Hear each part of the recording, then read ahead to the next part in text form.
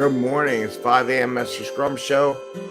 Hope you're doing well. I think I say that every day, don't I? And hide that. And we're here. We're live on the 5 a.m. Mester Scrum Show. I just got the kids off, so everything's all packed up, ready to go. Running a little late, though. So today I want to talk about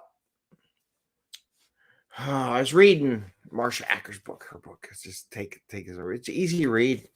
I got a lot of it, a good chunk of it done like in less than an hour. The idea of, let me say,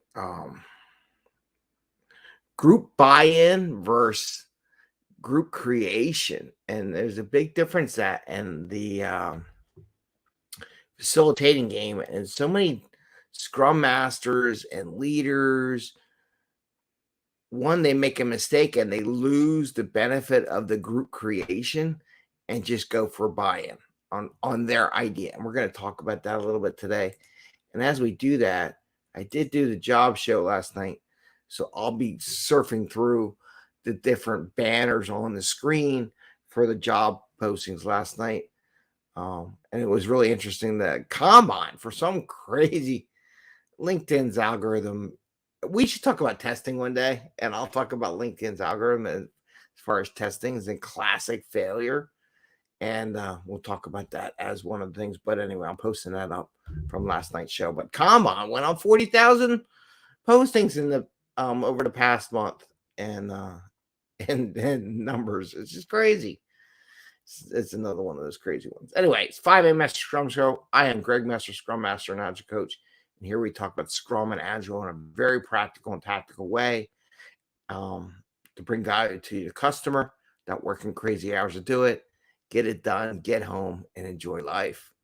So why am I talking about her book? Well, one of my goals, as if you listened to one of my things the other day, was to read a book once a month at least. So every day I'm trying to read it, and as I'm reading some stuff comes to me. And it was very interesting because I saw some examples of it. And in our book, and it's somewhere, I forget where it is actually in the book, but they talk about, when she talks about having that neutrality, right? It's really coming out of the neutrality part of her book as a facilitator, being very neutral. So one of the things that I see, and even when I taught the IC Agile facilitation class, and I've taken, did I take hers too? Well, I took hers in the coaching. I took her coaching class. When I see leaders come in and say, hey, I'm going to facilitate a meeting, or Scrum Masters, and a couple of things happen. One is where they want to get their idea through the process. So like if I'm a leader, I'm going to facilitate this meeting. I'm going to think I'm doing it right and asking questions and everything. But the leaders is providing, this is my outcome, and I just want you to buy into it in the end. So they do votes, they talk about it, but this is what I think I'm going to do. Or the facilitator puts themselves into the discussion where the team is talking about problems they're having and solving those problems.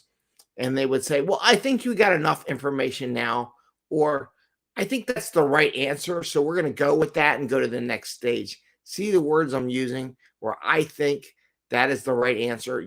When you are a facilitator, depending on what you want to go for, it's not you. You take that neutral path, and it's hard to be that neutral person because if you have information and knowledge on something, it's very hard not to stick your thoughts and your nose into the process. But it's a good habit to do, because what you want is you want group creation. If it's a single person saying, this is my thought, this is what I want to do, what do you think? That's buy-in, right? When you go and say, we have this problem, let's explore solutions and how we want to get that. Or even if that's the problem you want to solve, maybe you're observing is the problem, maybe it's not really the problem. Hey Tula, how are you doing? So that is a difference in the activity. So, but here's what I think. Getting the group creation thought process will provide a much better solution than one person checking for buy-in from everyone else. So I can put an idea in there, and we'll share his comments. There you go. Put thumbs up on the agreement. Thanks to so when you do the buy-in, you're going to be pushing for another way, and you have to be careful because you could piss everyone off in the room and the team because you're pushing your agenda. So you may be careful, or like you may think you know a lot of stuff, but you're not the technical team. And you say, well, Greg has the good idea. Let's go with what Greg has. Or Greg has the only idea. And that's where you're getting that buy-in. Does everyone agree? Let's go work on Greg's idea. See the words I'm using, how I'm saying it? This is where you're going for the buy-in and not necessarily the creation part of it. Where in the creation part, you're looking for them to provide the problem statement, looking for them to provide the solutioning, and going through those methodologies that we have, those tools for facilitation to get them to figure out what they want to do. So there's a big difference. And I do believe that the creative side of it, like what should the answer be? You can provide all the information. Here's all the information that's available. How do you want to handle this? What do you all see? What do you think the problem is when you look at all this information? What do you think might be a solution? How do we want to get there? Walking through that process. And that's the difference between buy-in. Here's my idea. I looked at all the data. I think this is the problem. I think this is the path we go.